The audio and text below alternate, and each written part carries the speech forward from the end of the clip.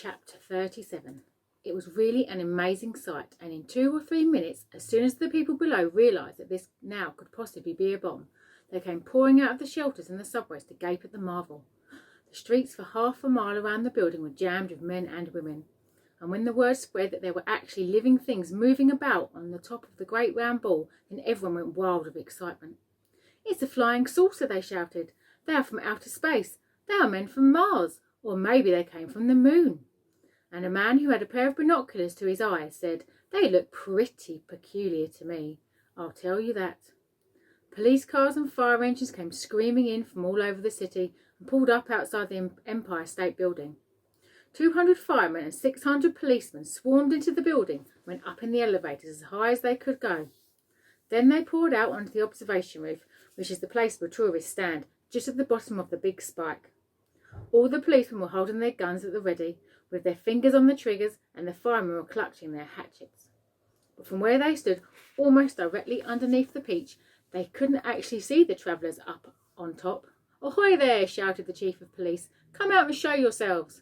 Suddenly, the great brown head of the centipede appeared over the side of the Peach. His black eyes, as large and round as 2 marbles, glared down at the policemen and the firemen below. Then his monstrous ugly face broke into a wide grin.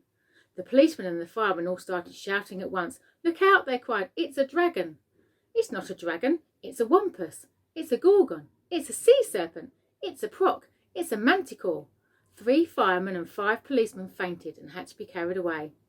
"It's a snozzwanger," cried the chief of police. "It's a wangdoodle," yelled the head of the fire department. The centipede kept on grinning. He seemed to be enjoying enormously the commotion that he was causing. "Now see here," shouted the chief of police, cupping his hands to his mouth. "You listen to me. I want you to tell me exactly where you've come from." "We've come from thousands of miles away," the centipede shouted back, grinning more broadly than ever and showing his brown teeth. "There you are," called the chief of police. "I told you they came from Mars." "I guess you're right," said the head of the fire department. At this point, the old green grasshopper poked his huge green head over the side of the Peach, alongside the centipedes. 6 more big strong men fainted when they saw him. "That one's an oink," screamed the head of the fire department. "I just know it's an oink." "Or a cockatrice," yelled the chief of police. "Stand back, men. It may jump down on us any moment." "What on earth are they talking about?" the old green grasshopper said to the centipede. "Search me," the centipede answered, "but they seem to be in an awful stew about something." Then Miss Spider's large, black, murderous-looking head, which to a stranger was probably the most terrifying of all, appeared next to the grasshoppers. "Snakes and ladders!" yelled the head of the fire department. "We're finished now. It's a giant scorpula." "It's worse than that," cried the chief of police. "It's a vermicious kind. Oh, just look at its vermicious, gruesome face." "Is that the kind that eats fully grown men for breakfast?" the head of the fire department asked, going white as a sheet. "I'm afraid it is," the chief of police answered. "Oh, please, why doesn't someone help us to get down from here?" Miss Spider called out. "It's making me giddy." "This could be a trick," said the head of the fire department. "Don't anyone make a move until I say." "They've probably got space guns," muttered the chief of police. "But we've got to do something," the head of the fire department announced grimly. "About 5 million people are standing down there on the street watching us." "Then why don't you put up a ladder?" the chief of police asked. "I'll stand at the bottom and hold it steady for you while you go up and see what's happening."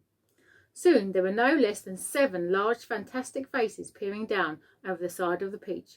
The centipedes, the old green grasshoppers, Miss Spiders, the earthworms, the ladybird, the silkworms and the glowworms, and a sort of panic was beginning to break out among the firemen and the policemen on the rooftop. Then, all at once, the panic stopped, and a great gasp of astonishment went up all round. For now, a small boy was seen to be standing up there beside the other creatures. His hair was blowing in the wind, and he was laughing and waving and calling out, "Hello, everybody, hello!" For a few moments, the men below just stood and stared and gaped. They simply couldn't believe their eyes. "Bless my soul," cried the head of the fire department, going red in the face. "It really is a little boy, isn't it?" "Don't be frightened of us, please," James called out. "We are so glad to be here."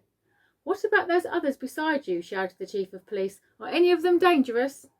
"Of course they're not dangerous," James answered. "They're the nicest creatures in the world. Allow me to introduce them to you one by one, and then I'm sure you will believe me."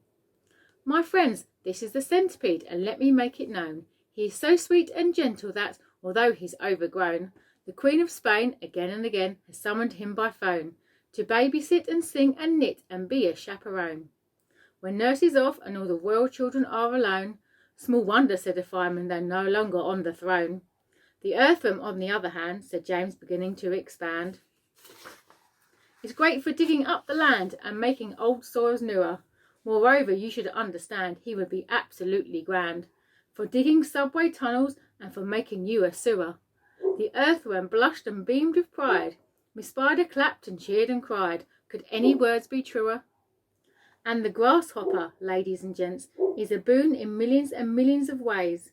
You have only to ask him to give you a tune, and he plays and he plays and he plays. As a toy for your children he's perfectly sweet. There's nothing so good in the shops. You've only to tickle the soles of his feet, and he hops and he hops and he hops. He can't be very fierce, exclaimed the head of all the cops. And now, without excuse, I'd like to introduce this charming glowworm, lover of simplicity. She is easy to install on your ceiling or your wall, and although this smacks a bit of eccentricity, it's really rather clever. For thereafter you will never, never have the slightest need for using electricity. At which no less than 52 policemen cried, if this is true, that creature will get some fabulous publicity. And here we have Miss Spider with a mile of thread inside her, who has personally requested me to say that she's never met Miss Muffet on her charming little tuffet. If she had, she'd not have frightened her away. Should her looks sometimes alarm you, now I don't think it would harm you, to repeat at least 100 times a day, I must never kill a spider. I must only help and guide her, and invite her in the nursery to play. The police all nodded slightly, and the fireman smiled politely, and about a dozen people cried, hooray! And here's my darling ladybird, so beautiful, so kind. My greatest comfort since this trip began. She has 400 children, and she's left them all behind. But they're coming on the next peach if they can, the cops cried. She's entrancing. All the firemen started dancing, and all the crowd started cheering to a man. And now the silkworm, James went on, whose silk will bear comparison with all the greatest silks there are in Rome and Philadelphia. If you would search the whole world through, from Paraguay to Timbuktu, I don't think you would find one bit of silk that could compare with it. Even the shops in Singapore don't have the stuff, and what is more, this silkworm had, I'll have you know, the honour, not so long ago, to spin and weave and sew and press the Queen of England's wedding dress, and she's already made and sent a waistcoat for your president. Well, good for her, the cops cried out, and all at once a mighty shout went up around the Empire State. Let's get them down at once. Why wait? And that's the end of chapter 37.